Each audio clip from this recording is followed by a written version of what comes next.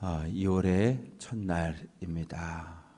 새벽을 깨워 주님 앞에 나온 사랑하는 모든 성도들을 주님의 이름으로 축복합니다. 이 장은 사도 바울이 이 데살로니가 지역에 들어가서 어떻게 복음을 전했는지에 대해서 설명을 하고 있습니다. 1절부터 12절까지 말씀 속에서 바울이 이렇게 이야기합니다. 형제들아, 데살로니가 교회 안에 속해 있는 남자 성도들아, 여자 성도들아, 이렇게 포함하는 의미이고요. 우리가 너희에게 들어간 것이 헛되지 않은 줄 너희가 안다. 그러니까 우리가 너희에게 직접 가서 복음을 전했다는 거예요. 우리는 바울을 직접 만나보지 못했어요. 그러나 2000년 전 데살로니가 교회 성도들은 바울을 직접 만났어요. 그리고 바울이 전해준 복음을 직접 들었어요. 바울은 어떤 사람입니까? 부활한 예수님을 만난 사람이에요. 부활한 예수님을 직접 만났던 그 바울을 통해서 복음을 들었단 말이에요. 그런데 너희가 아는 바처럼 우리가 먼저 빌립보에 들렸다는 거예요.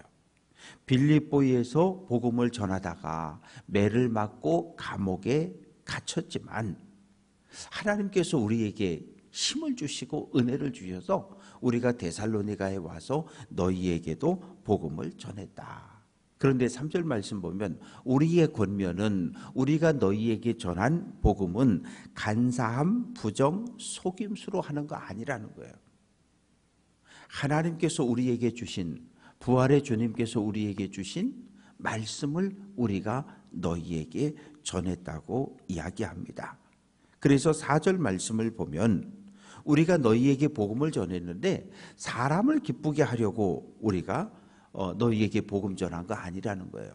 오직 사람의 마음을 살펴보시는, 하나님을 기쁘게 할 목적으로 너희에게 복음을 전했다.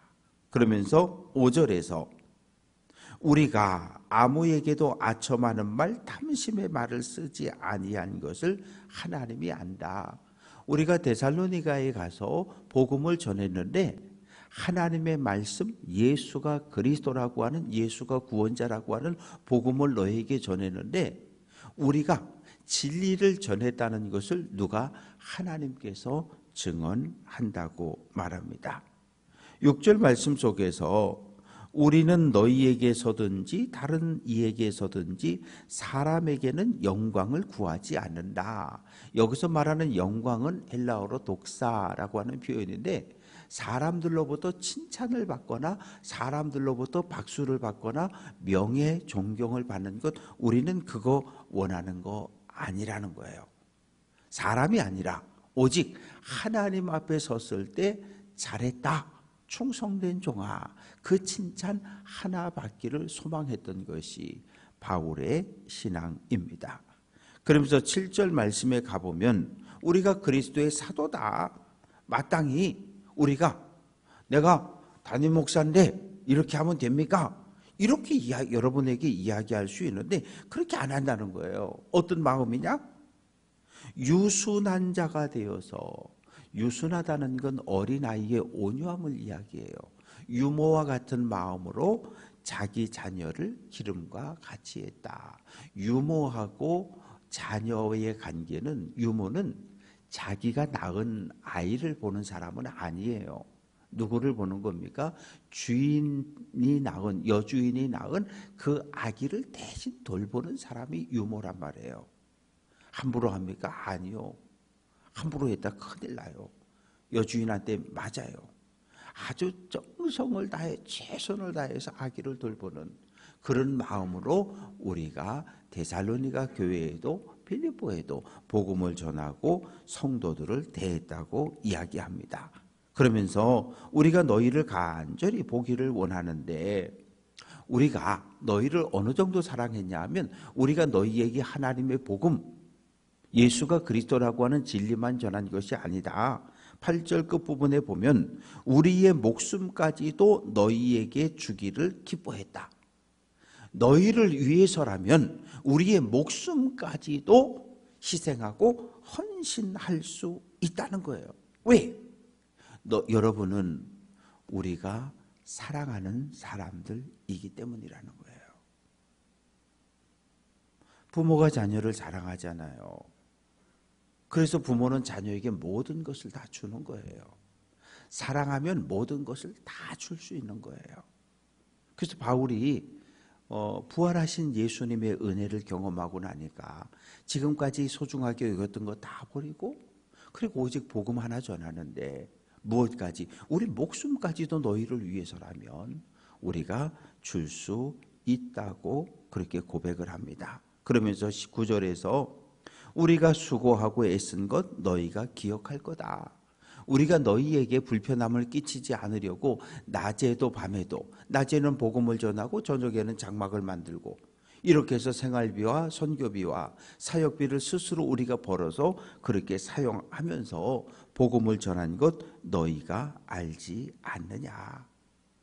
우리가 하나님의 진실된 사도라고 하는 것을 너희도 알고 있고 또 하나님도 우리를 그렇게 하나님의 일꾼으로 증언하고 있다고 말합니다. 그러면서 11절에서 아버지가 자녀에게 하듯 이 데살로니가 교회와 바울의 관계를 아버지와 아들의 관계로 표현을 하고 있는 거예요.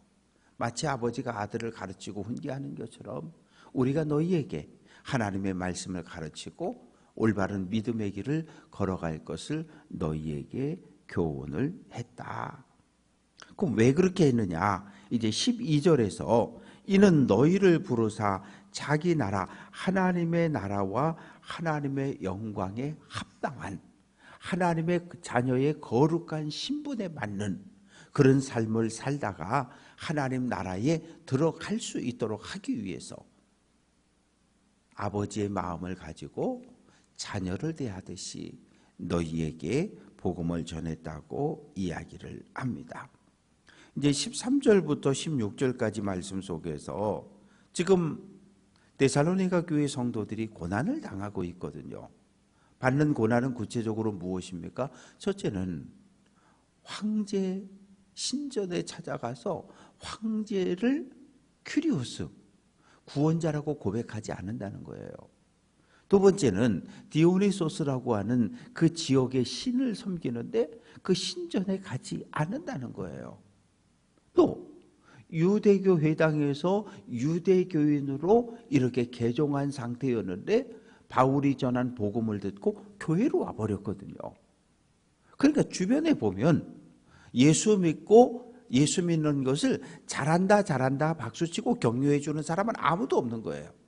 로마 제국도 또 지역 사람들도 또 가족들도 모두가 다 교회 다니는 것에 대해서 예수 믿는 것에 대해서 불편한 마음으로 그들을 대하고 있습니다. 그래서 13절 말씀 보면 복음을 대할 때 데살로니가 교회 성도들을 칭찬하고 있는데 하나님의 말씀을 사람의 말로 받지 않고 하나님의 말씀을 하나님의 말씀으로 받았다는 거예요. 목사가 설교를 하잖아요. 100% 하나님의 말씀만 진리만 전합니다. 그런데 귀를 딱 막고 안 듣는 분들이 계셔요. 어떤 말만 듣냐 하면 내 마음에 딱 맞는 하나님의 말씀에만 아멘을 하는 거예요.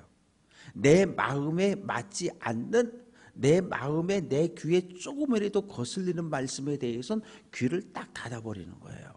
그런데 데살로니가 교회 성도들은 하나님의 말씀이 선포될 때 하나님의 말씀을 하나님의 말씀으로 그냥 다 받았다는 거예요. 이것이 데살로니가 교회 성도들의 바울이 칭찬하는 첫 번째 이유입니다. 그리고 14절 말씀 보면 유대에 있는 유대 예루살렘과 가나안 지역 팔레스타인에 있는 교회들을 너희가 본받게 되었는데 예루살렘 교회 봐라. 유대에 세워진 교회들을 봐라. 유대교회에 의해서 박해를 받고 있지 않느냐. 초대 예루살렘 교회가 많은 박해를 받았는데 너희도 똑같은 고난을 당하게 된다는 거예요. 왜? 동일한 예수님을 믿는다는 이유 때문에. 초대교회가, 예루살렘 교회가 예수님을 믿는다는 이유 때문에 박해를 받았던 것처럼 오늘 너희도 예수님을 믿으니까 가족들로부터, 지역 사람들로부터, 로마 제국으로부터 동일한 고난과 박해를 받게 된다는 거예요. 그러면서 유대인이라고 되어 있는데, 유대인들은 예수를 십자가에 못 박아 죽였고, 그리고 구약 시대에 등장했던 수많은 선지자들을 죽였고, 또 우리를, 바울과 복음 전하던 실라와 디모데를 쫓아냈고, 하나님을 대적하는 자리에 그들은 서 있다는 거예요. 그리고 우리가 16절 이방인에게 선교하는 것에 대해서 유대교인들이 반대하고 있다는 거예요. 그래서 우리가 어쩔 수 없이 빌립보에서 데살로니가로, 데살로니가에서 베레아로, 베레아에서 아덴으로 이렇게 계속 도망을 치면서 복음을 전할 수밖에 없는 이런 상황이 만들어졌다고 이야기를 합니다. 그러나 하나님의 심판과 하나님의 진노가 하나님을 대적하는 유대교인들, 오늘날 이 땅에 세워진 교회를 박해하고 탄압하는 모든 이들에게 임할 것을 선언을 합니다.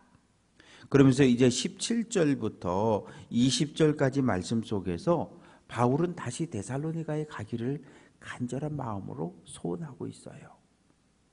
빌립보에서 데살로니가로, 데살로니가에서 딱 세 안식일 회당에 가서 복음을 전했고, 또 베레아로, 베레아에서 아덴으로, 아덴에서 고린도로. 그러니 딱 세 번 복음 전하고 왔으니 이 데살로니가 교회가 얼마나 걱정스럽겠어요. 그래서 베레아에서 아덴까지 가서 거기에서 디모데를 데살로니가 교회로 보낸 거예요. 실라를 빌립보 교회로 보낸 거예요. 왜? 너무 짧은 기간 복음을 전하고 이렇게 쫓겨나듯 왔으니까. 바울을 대적하는 사람들은 이 빌립보 교회 성도들이나 데살로니가 교회 성도들을 향해서 저 바울 바라처럼 저런 가짜다 저거. 저 고난당하고 핍박이 닥쳐오니까 지만 살겠다고 도망친 놈 아니냐. 저 가짜 사도다. 이러면서 성도들에게 바울이 사도가 아니라고 공격했거든요. 그래서 베레아를 거쳐 아덴까지 도망가서 몸을 피한 후에 거기에서 디모데와 실라를 빌립보 교회와 데살로니가 교회로 보냈어요. 17절 우리가 잠시 너희를 떠난 것은 얼굴이요 마음은 아니다. 어쩔 수 없이 우리가 이렇게 유대교의 박해를, 저렇게 깡패를 돈을 주고 사서 끌고 다니면서 저렇게 우리를 잡아 죽이려고 달려드니 어쩔 수 없이 우리가 간 거지. 그러나 우리가 마음으로는 너희에게 다시 가기를 간절히 사모했다.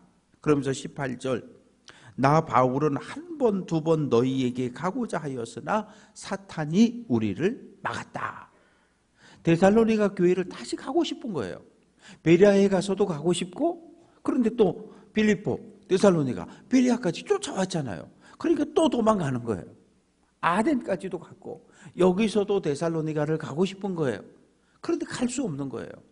그래서 그것을 막았다. 사탄이 우리를 막았다. 막았다라고 하는 것은 데살로니가로 가는 그 길을 사탄이 가로막았다는 거예요. 길을 끊어버렸다는 거예요. 그래서 가고 싶지만 갈 수 없는 안타까운 마음을 표현하고 있습니다. 그러면서 우리의 소망, 기쁨, 자랑의 면류관이 무엇이냐? 바로 데살로니가 교회와 성도 여러분이라는 거예요.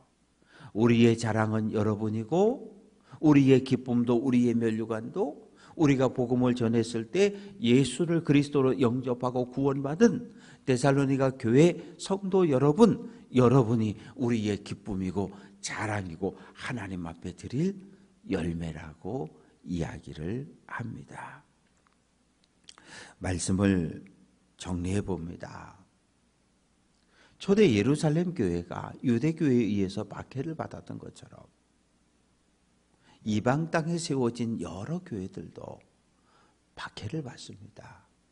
유대 교회 회당에 갔다가 교회로 갔기 때문에 유대 교인들로부터 박해를 받고, 또 로마 황제를 신으로 숭배하지 않는다고 박해를 당하고, 그 지역에서 섬기는 아데미 신이든 디프로데트 신이든 디오니소스 신이든 제우스 신이든 수많은 신들을 섬기는데 그 신전을 가지 않는다고 또 박해를 당하고, 참 예수 믿고 사는 것이 고난과 고통의 연속이었습니다.